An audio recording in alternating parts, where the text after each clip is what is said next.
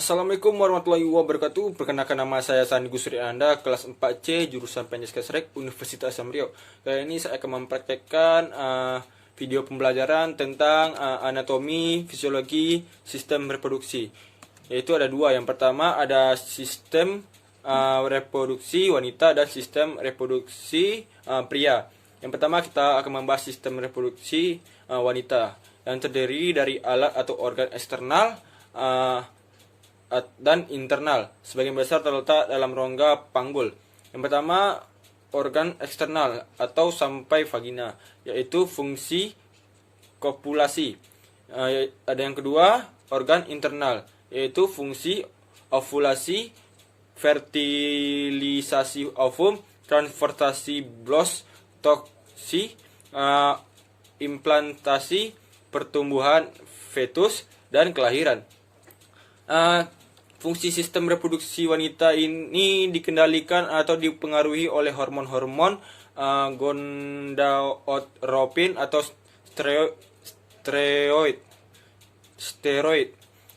dari poros hormonal talamus, hipotalamus, hipofisis, adrenal atau sampai ovarium.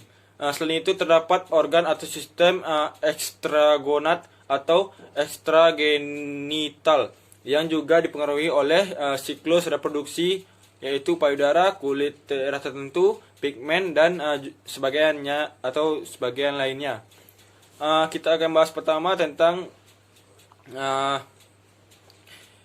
genitalia eksternal, yaitu ada vulva, mons pubis atau mons veneris, labia majora, labia minora, klitoris, vestibulum, introitus atau orificum vagina.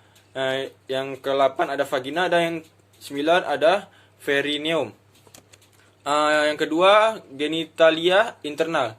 Ada uterus atau rahim, salpin atau tuba fallopi, ovarium, dan vagina.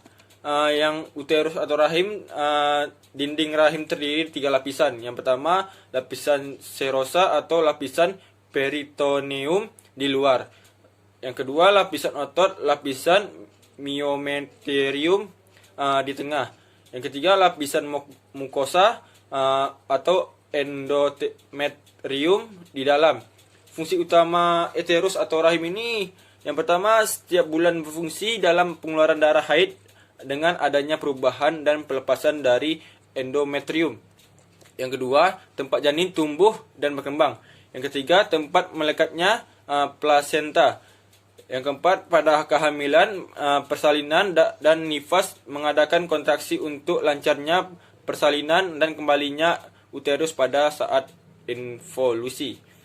Yang kedua, salping atau tuba fallopi ini berpasangan di tuba kiri atau sampai kanan, panjangnya sekitar 8 sampai 14 cm, yang berfungsi sebagai jalan transportasi ovum dari ovarium sampai vakum uteri. Dinding tuba ini terdiri 3 lapisan, yaitu serosa, mokular, dan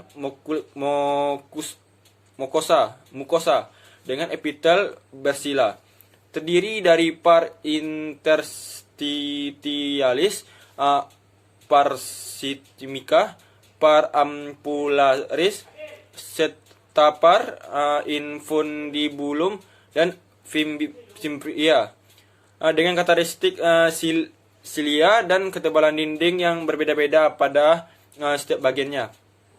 Yang ketiga, kita bahas ovarium. Ovarium berfungsi dalam pembentukan dan pematangan folikel menjadi ovum atau dari sel epitel germinal primordial di lapisan terluar epitel ovarium di konteks.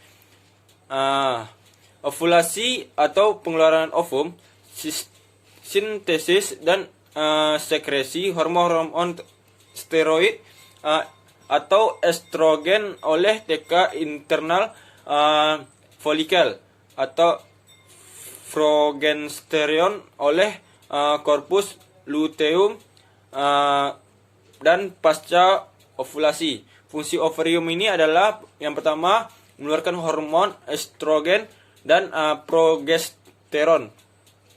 Yang kedua fungsinya mengeluarkan telur di setiap bulan. Yang keempat kita akan membahas tentang vagina. Vagina adalah liang atau saluran yang menghubungkan vulva dan rahim, terletak di antara kandung kencing dan rektum. Lini vagina ini terdiri dari 3 lapisan. Yang pertama itu adalah lapisan mukosa yang merupakan kulit. Yang kedua lapisan otot, dan yang ketiga lapisan jaringan ikat.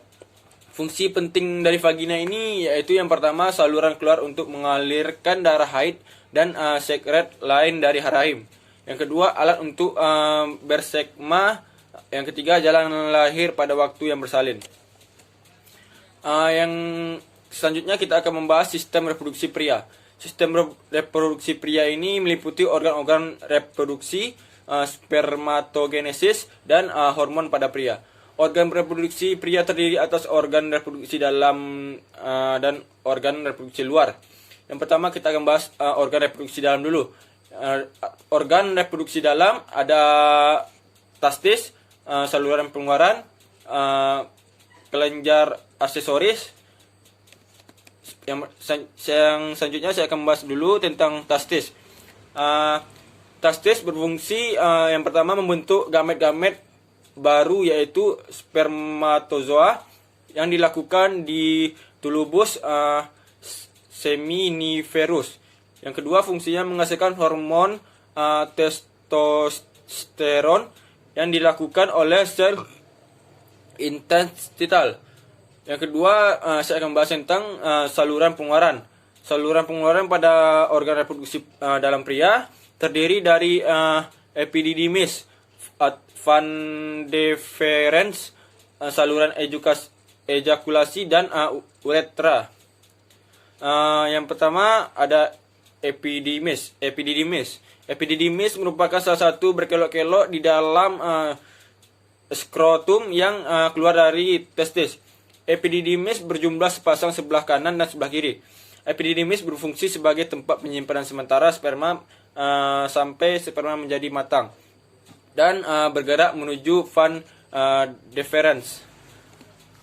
Van deferens atau saluran sperma atau disebut dengan ductus deferens merupakan salah satu saluran lurus yang mengarah ke atas dan merupakan lanjutan dari epididymis dengan panjang sekitar 45 cm yang dimulai dari ujung bawah epididymis kemudian naik sepanjang aspek posterior testis. Yang ketiga, ejakulasi. Saluran ejakulasi merupakan saluran pendek yang berhubungan kantung semen dengan uretra. Saluran ini berfungsi untuk mengeluarkan sperma agar masuk ke dalam uretra. Yang keempat, uretra. Uretra merupakan saluran akhir reproduksi yang terdapat di dalam penis. Uretra berfungsi sebagai saluran kelamin yang berasal dari kantung semen dan saluran untuk membuang urin dari kantung kemih. Yang ketiga, saya akan membahas tentang kelenjar aksesoris. Selama sperma melalui saluran pengeluaran, terjadinya penambahan berbagai getah kelamin yang dihasilkan oleh kelenjar aksesoris. Getah-getah ini berfungsi untuk mempertahankan kelangsungan hidup dan mempergerakkan sperma. Kelenjar aksesoris ini merupakan kelenjar kelamin yang terdiri dari vesicula seminalis, kelenjar prostat, dan kelenjar Cooper. Yang kedua ada organ reproduksi luar. Organ reproduksi luar terdiri dari penis dan skrotum. Penis terdiri dari 3 bagian akar batang dan gelas penis yang membesar yang banyak mengandung ujung-ujung saraf sensorik. Penis terdiri dari 3 rongga yang berisi jaringan spons. 2 rongga yang terletak di bagian atas merupakan jaringan spons corpus cavernosa. 1 rongga lagi berada di bagian bawah yang berupa jaringan spons corpus spongiosum yang membungkus uretra. Uretra pada penis dikelilingi oleh jaringan erektil yang rongga-rongganya banyak mengandung pembuluh darah dan ujung-ujung saraf peresa. Yaitu ada kulit penis. Yang pertama, kulit penis tipis dan tidak berambut kecuali di dekat akar rongga. Preposium, atau kulum. Adalah lipatan sirkular kulit longgar yang merentang menutupi glans penis kecuali jika diangkat melalui sirkumsisi. Corona adalah ujung proksimal glans penis. Yang kedua, badan penis dibentuk dari 3 massa jaringan erektil silindris, 2 korpus cavernosum spongiosum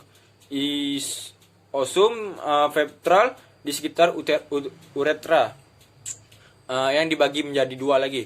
Yang pertama itu ada jaringan erektil, adalah jaringan-jaringan yang darah irreguler atau venusa sinusoid yang diperdarai oleh arterior aferen dan kapiler, di